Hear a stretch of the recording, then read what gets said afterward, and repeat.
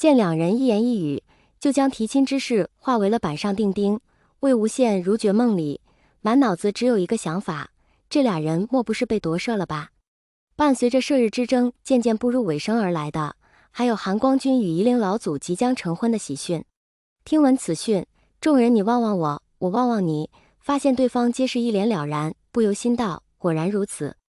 而作为当事人的魏无羡有苦说不出。营帐里看着对面坐着的，即使在战场上也依旧端庄雅正，不失丝毫风采的韩光君，魏无羡很想拽着他的领子猛摇，问他：你到底喜欢我哪了？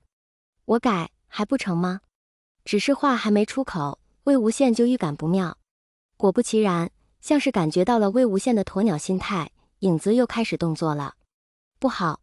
趁着这间隙，魏无羡连忙抓住蓝忘机衣袖，深吸一口气，一双桃花眼死死盯着蓝忘机，力求务必让他看到自己眼里的真诚。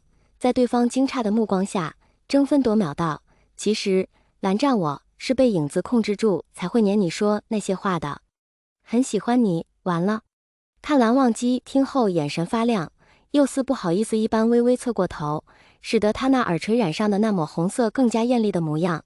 魏无羡惊艳之余更是心如死灰，这眼神真诚是真诚了，但他要的不是这种真诚啊呀呀呀！他在心底狠狠捶了自己一拳，又慢了影子一步。魏无羡欲哭无泪，这还有没有天理了？哪有这样逼人成亲的？哪有这样盖戳喜欢的？还有没有人权了？是影子就可以无法无天了吗？蓝湛像是给魏无羡的打击还不够大，魏无羡微微探过两人之间相隔的小榻，一伸手就将蓝忘机的脸扳了回来，让正在生气的魏无羡直直看到了蓝忘机眼中的深色。蓝忘机猝不及防与魏无羡双目相对，眼里神色尽览无余，平放在膝上的双手霎时握紧。魏无羡一时之间竟说不出话来。他见过蓝忘机很多种样子，平静、恼怒、伤心，甚至是羞涩，但他从未在他眼中看到过这样呼之欲出的占有欲，浓郁，带着强烈的不容忽视的侵占意味。魏无羡心脏砰砰直跳，蓝忘机这样的眼神太过直白，也太过浓烈。魏无羡从未这样清晰地认识到，蓝忘机是真的喜欢他。他一直以来都认为这只是影子在对蓝忘机胡搅蛮缠罢了，蓝忘机的回应也不过是缓兵之计，竟是完全忽略了蓝忘机根本就不是那种会因为别人的胡搅蛮缠就退缩的人。蓝湛喜欢我？蓝湛他居然真的喜欢我？魏无羡脑袋嗡嗡，心脏不受控制的越跳越快。蓝忘机感受到魏无羡的注视，双手不由握得更紧，他是不想让魏无羡看到这样的他的。这一个月来，他就像是活在梦里一样，原本以为会注定无果的爱恋，苦涩的暗恋外壳还未变得更加坚硬，就在魏无羡持续不断的直球攻击下溃不成军。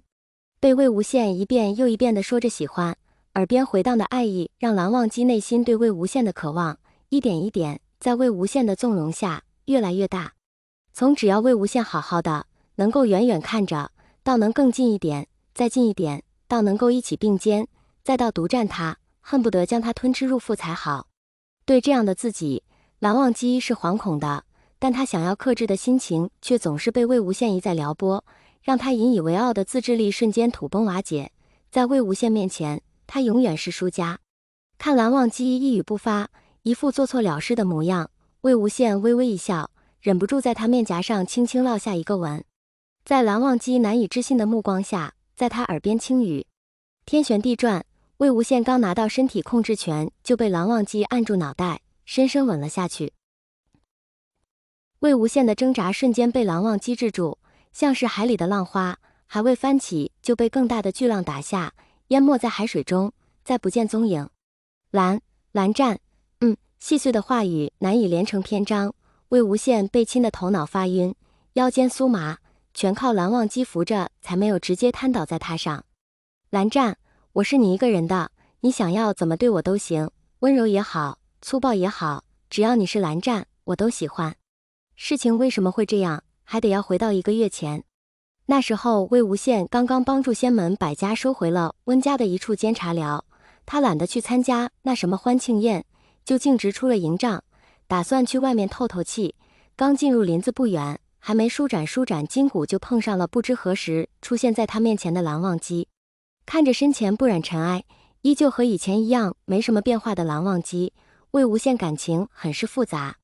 一方面，他是很想见到这小古板不错，几天不斗感觉人生乐趣都少了许多，甚是无趣。但另一方面，每次见面，这小古板却几乎总是在劝他放弃轨道，又让他很是不快。两人见面的结局基本上全是不欢而散。蓝湛，好巧啊，你也来了。敌不动我动，魏无羡伸了个懒腰，率先开口。蓝忘机看着魏无羡，应了一声，沉默了一会，还是忍不住开口：魏婴，此道损，停。魏无羡在蓝忘机开口蹦出魏婴二字就知道他要说什么了，连忙打住。蓝湛，你确定你还要继续和我争论这件事吗？魏无羡声音不带一丝情绪，但是却让蓝忘机无法再接着劝诫下去。蓝忘机看着魏无羡，魏无羡也丝毫不转移视线的回视，空气渐渐凝固。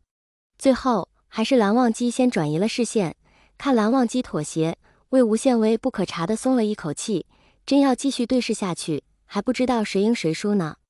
这样不就行了吗？皆大欢喜。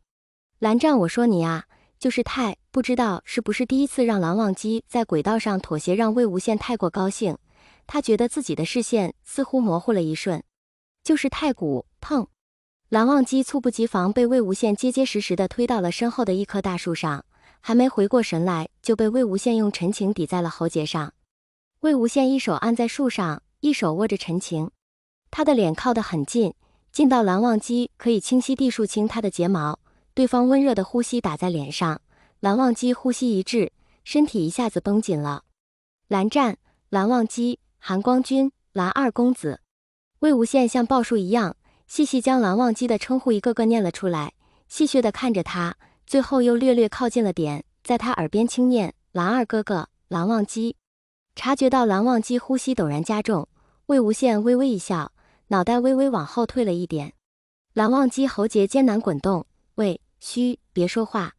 魏无羡又将陈情抵得近了些，迫使蓝忘机将头微微扬起，像逗小猫似的，轻轻上下抚了抚。右腿冷不防伸进蓝忘机双腿之间，将膝盖微微抬起，抵在了那个不可言说的部位，还不怀好意地摩擦了几下。感受到蓝忘机愈发粗重的呼吸，那灼热不可忽视的硬物颇有分量地顶着，魏无羡低低笑了一声，又蹭了几下。蓝忘机手被青筋抱起，双眼发红，魏无羡这一番动作直接让他忍耐力瞬间清零。魏婴他为什么这么做？他极力忍耐，偏偏对方还不知好歹地撩他，不想要我吗？二哥哥。蓝忘机脑中绷紧的弦断了。就在蓝忘机再也忍耐不了，即将挣脱魏无羡反客为主的时候，魏公子，江宗主叫你回去。江家门生目瞪口呆，两人齐刷刷看向他。江家门生唰的一下低头，连忙又重复了一遍：魏公子，江宗主叫你回去，我先回去了，告辞。一口气不带停的说完，头也不回的跑了。